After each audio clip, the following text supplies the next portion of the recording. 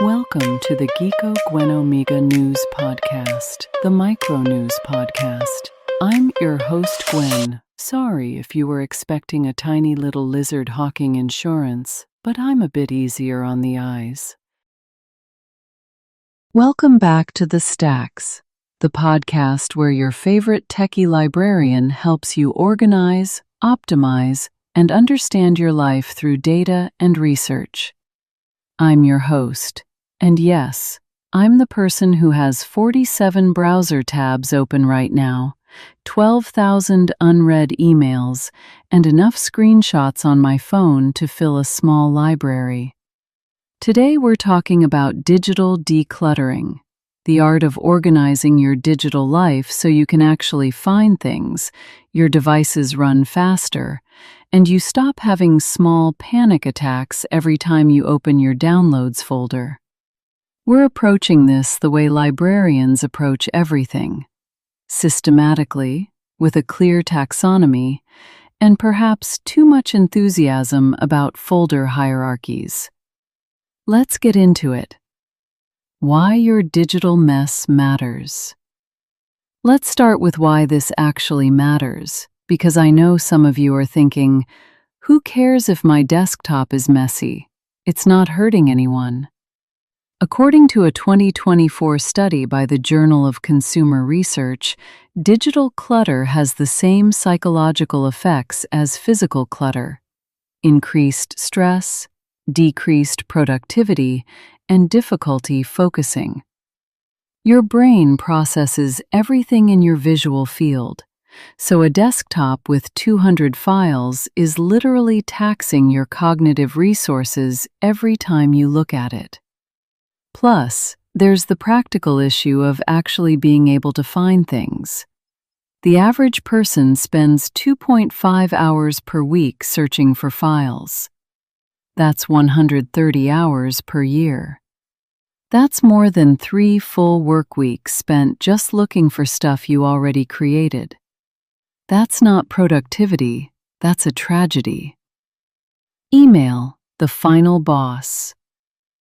Let's tackle the biggest digital clutter monster first: email. I currently have 3 email accounts.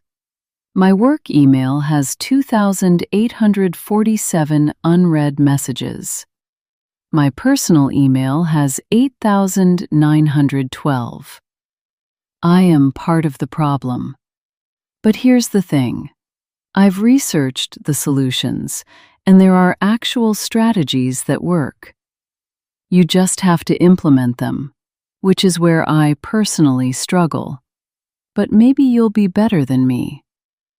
The Inbox Zero philosophy. This is the idea that your inbox should be empty or nearly empty at all times. It's not about responding to everything immediately. It's about processing everything and moving it somewhere appropriate. I know it sounds impossible, but people actually do this. I've met them. They're very calm, and their eyes don't twitch when they open their email. Here's how it works. Every email gets one of 5 actions. 1. Delete it. Most marketing emails, notifications you don't need, anything that doesn't require action. 2. Archive it. Emails you might need to reference later but don't need in your inbox. 3. Respond immediately if it takes less than 2 minutes. 4. Delegate it. Forward to someone else if appropriate. 5. Defer it. Move to a folder or flag for later action. The key is that nothing just sits there. Everything gets processed. Unsubscribe aggressively. I know you signed up for that newsletter in 2019 when you were really into sourdough. You haven't made sourdough in 4 years. Unsubscribe. Use services like unroll.me or just manually click unsubscribe. Every newsletter you eliminate is future clutter you've prevented. It's preventive organization.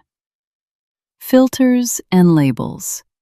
Set up filters to automatically sort incoming mail. Everything from your boss goes to a boss folder. All receipts go to receipts. All social media notifications go directly to trash because, honestly, do you need an email every time someone likes your photo? You do not. I have 47 filters set up in my Gmail.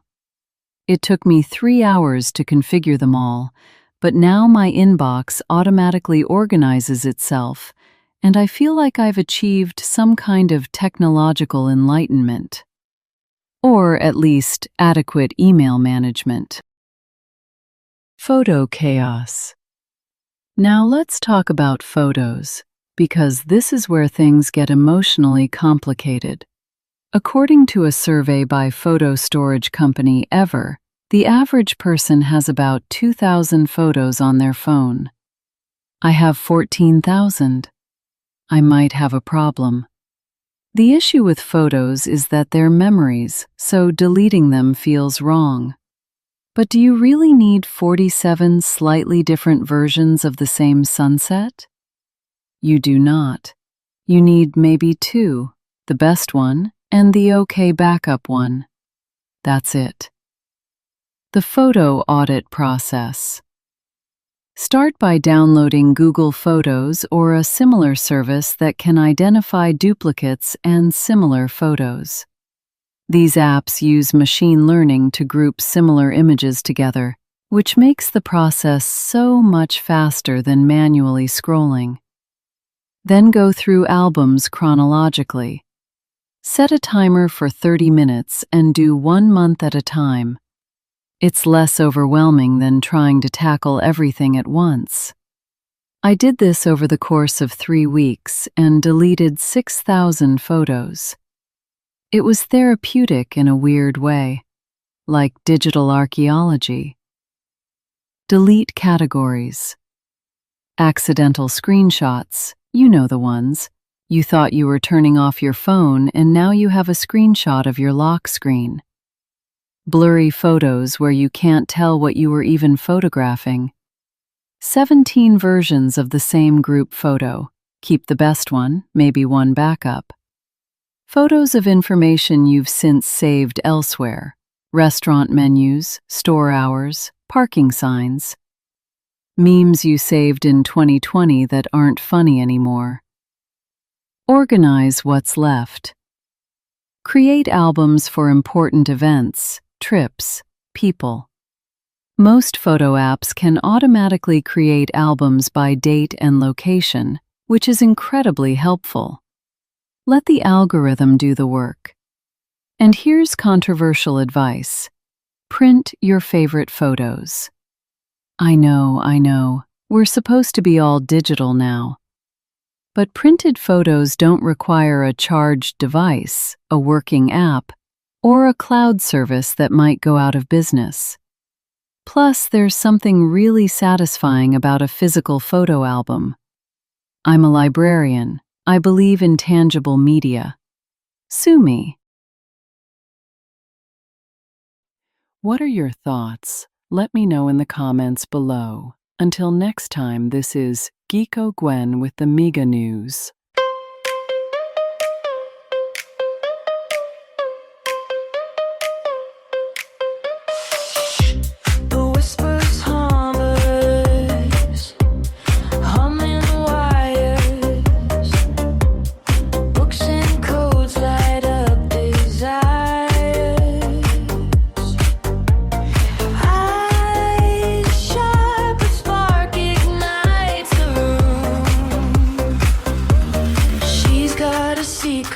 Tucked in her sleeve, tech savvy twist you won't believe.